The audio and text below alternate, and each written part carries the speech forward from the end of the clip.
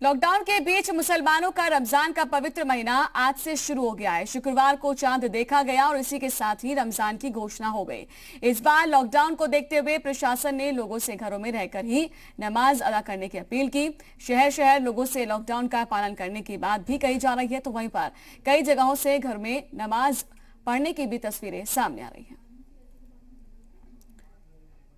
तो इस वक्त आप देख सकते हैं 5 तस्वीरें टीवी स्क्रीन पर। लखनऊ, वाराणसी, शामली, दिल्ली, उधम सिंह नगर, तो 5 तस्वीरें जहां पर नमाज अदा की है लोगों ने, लेकिन घरों के अंदर रमजान का महीना शुरू हो चुका है। तो अब ये देखिए लखनऊ की तस्वीर जहां पर दूरबीन के जरिए नजर भी रखी जा रही है कि लोग घरों से बाहर ना निकलें। वहीं पर दिल्ली में देखिए आप, घर के अंदर ही नमाज पढ़ी गई है और रमजान का महीना शुरू हो गया है और पुलिस भी मुस्तैद है। गली गली में जाकर ये छानबीन की जा रही है कि कोई भी लॉकडाउन का उल्लंघन ना करे।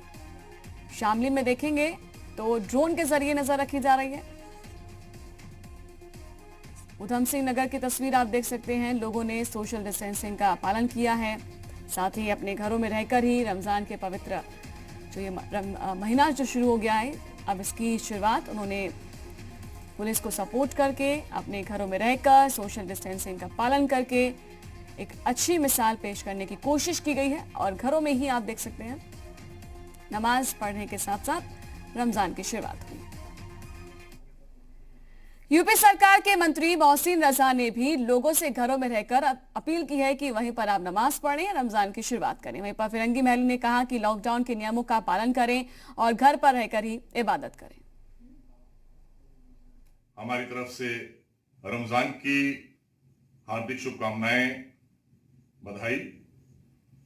और हम अपील करते हैं अपने मुस्लिम समाज से कि रमजान के दौरान लॉकडाउन का पालन करेंगे, सोशल डिस्टेंसिंग को मेंटेन करने की कोशिश करेंगे, क्योंकि आज पूरी दुनिया कोरोना जैसे वायरस से लड़ रही है और हमारा देश हिंदुस्तान कामयाबी के साथ इससे लड़ाई लड़ रहा है और हम सब इसमें भागीदार बन रहे हैं। की जाए कि घर में रहकर ही हम इबादत करें और अल्लाह से दुआ करें कि देश में सब लोग स्वस्थ रहें, शांति हो, अमन के साथ हमारा देश आगे बढ़े। यही आप सबसे हमारी अपील है। इस मौके पर मैं तमाम लोगों को रमजान मुबारक की दिली मुबारकबाद देते हुए एक बार फिर से यही अपील करूंगा कि तमाम लोग अपने घरों पर रहें, घरों पर रहते ही हुए रोज़ा रखें, नमाजें पढ़ें, तरावी पढ़ें, इफ्तार और सहरी करें और इफ्तार के वक्त खुसूसन अल्लाह से ज़रूर दुआ करें कि अल्लाह हमारे इस मुल्क से और पूरी दुनिया से कोरोना वायरस जैसी बीमारी का हमेशा हमेशा के लिए खात्मा कर दे। लॉकडाउन में रमजान, दुनिया भर में लॉकडाउन के बीच रमजान का पाकीज़ा महीना भी शुरू हो गया है। रमजान का चांद देखकर तरावी और रोजे का सिलसिला शुरू हुआ और लॉकडाउन में कसरत से इबादत करने पर जोर दिया जाता है। और वहीं पर मुसलमान भाइयों से घरों में रहकर इबादत करने की खास अपील की गई है और कोरोना के खतरे को देखते हुए मस्जिदों में जमा ना होने की अपील भी की गई। लॉकडाउन में इफ्तार पार्टियां आयोजित ना करने के लिए खास अपील की गई है। अल्लाह को बंदों की इबादत से ज़्यादा उनकी ज़िंदगी है प्यारी और अपनी और अपनों की जान का ख्याल रखें, जुहान को आबाद रखें, घरों में इबादत करें, कोरोना से बचकर रहें, लॉकडाउन का पालन करें।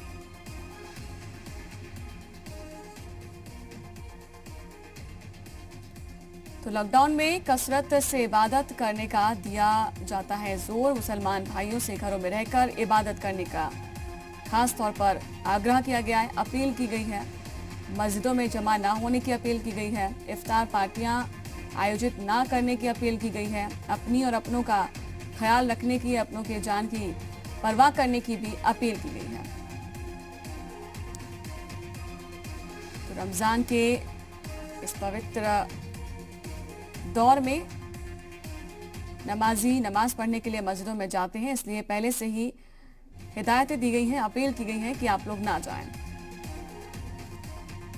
और इस पर ज्यादा जानकारी देने के लिए कुलदीप नेगी हमारे साथ लाइव जुड़ चुके हैं। कुलदीप, रमजान का महीना शुरू हो गया है, लेकिन ऐसे में अपील की गई है कि आप लोग घरों में रहकर ही इबादत करें, और अपील ये भी की गई है कि उल्लंघन किसी तरह से ना करें, क्योंकि पुलिस भी पूरी तरह से मुस्तैद है।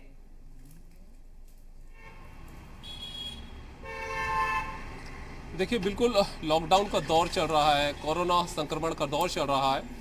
ऐसे में सभी लोगों से ये अपील की जा रही है, बार बार सरकार की तरफ से अपील की जा रही है कि वो पूरे एहतियात बरतें, और जो भी दिशा निर्देश उन्हें दिए जा रहे हैं, जो भी एहतियात बरतने की उन्हें सलाह दी जा रही है, वो सलाह बरतें और उसका पालन भी करें।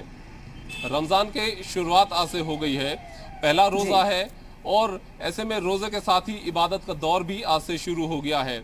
सरकार की तरफ से भी लोगों से अपील की गई है, इसके अलावा पुलिस प्रशासन की तरफ से भी लोगों से अपील की गई है, और साथ ही धर्मगुरुओं के साथ में भी इस संबंध में बैठक हुई है, उनसे भी अपील की गई है, और धर्मगुरुओं ने भी सभी लोगों से अपील की है कि लोग अपने घरों में रहकर ही रोज़े रखें, नमाज पढ़ें, और इस दौरान वो सबसे ज़्यादा जिसका ख्याल रखना है वो है सोशल डिस्टेंसिंग। उस बात का ध्यान रखें, सोशल डिस्टेंसिंग बनाए रखें, और किसी भी सूरत में लॉकडाउन न टूटे। दरअसल देहरादून की बात करें, ख़ासतौर से जो राजधानी का क्षेत्र है, तो यहाँ 7 ऐसे जगह हैं जो कि हॉटस्पॉट एरियाज़ हैं। उन इलाकों में सख्त दिशा निर्देश हैं, वो इलाके सील हैं, और उन इलाकों में सख्त दिशा निर्देश हैं कि कोई भी बाहर नहीं आ सकता है, कोई भी वहाँ अंदर नहीं जा सकता है। तो ऐसे इलाकों में जो भी ज़रूरी सामान की आपूर्ति करनी है, वो प्रशासन की जो गाड़ी है, मोबाइल वैन है, उसके माध्यम से आपूर्ति की जा रही है। और क्योंकि लॉकडाउन का दौर चल रहा है, ऐसे में अमूमन जिस तरीके से बाज़ार में रमज़ान के दौरान माहौल देखने को मिलता था, वो माहौल देखने को नहीं मिल रहा है। दुकानें उस तरीके से नहीं खुली हैं जिस तरीके से अमूमन रमज़ान के मौके पर दुकानों में भी रौनक दिखती थी। सरकार की तरफ से जो गाइडलाइंस है और आवश्यक वस्तुओं की खरीद के लिए जो दुकानें खुलने की अनुमति है, केवल वही दुकानें इस वक्त खुली हुई हैं। तो ऐसे में अपील सभी लोगों से की जा रही है कि ये पाक महीना है, ऐसे में अल्लाह की इबादत करें, और कम से कम ये दुआ मांगे कि कोरोना का जो संक्रमण है वो दूर हो। सभी धर्म गुरुओं ने अपील की है कि वो लोग इस दौरान जो भी एहतियात बरतने की सलाह दी जा रही है उसका पालन करें। ठीक है जी, कुलदीप बने रहिए हमारे साथ नवीन भी जुड़ चुके हैं वाराणसी से ही, और संदीप गोसाई भी लखनऊ से हमारे साथ जुड़े हैं। नवीन, पहले मैं आपका रुख करूंगी, वाराणसी में किस तरह की आप देख पा रहे हैं तैयारी है, क्योंकि रमजान का पाक महीना शुरू हो चुका है, तो ऐसे में लोगों से अपील की गई है कि आप घरों में रहिए, इबादत कीजिए, लेकिन घरों में रहकर कीजिए। तो वहां किस तरह से प्रशासन ने तैयारी की है, बताएं जरा।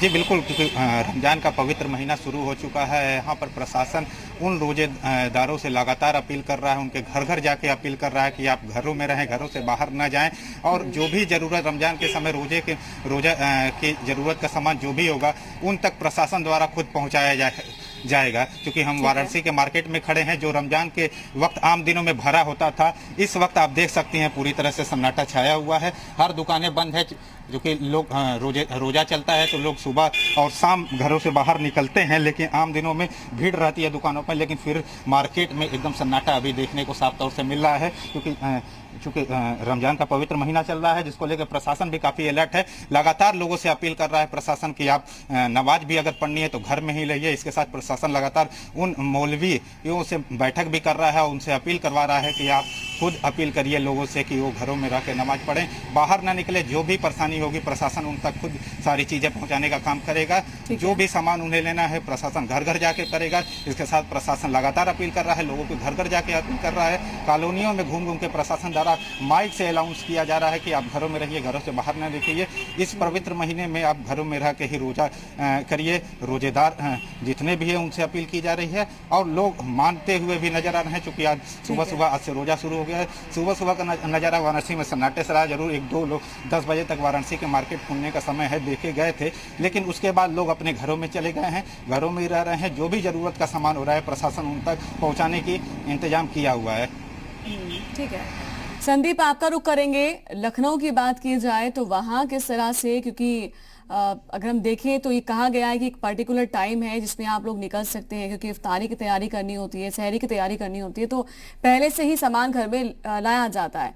तो ऐसे में जैसे वाराणसी में नवीन ने बताया कि कहा गया है कि आपको कुछ चाहिए तो आपके घर तक वो सामान पहुंचाया जाएगा।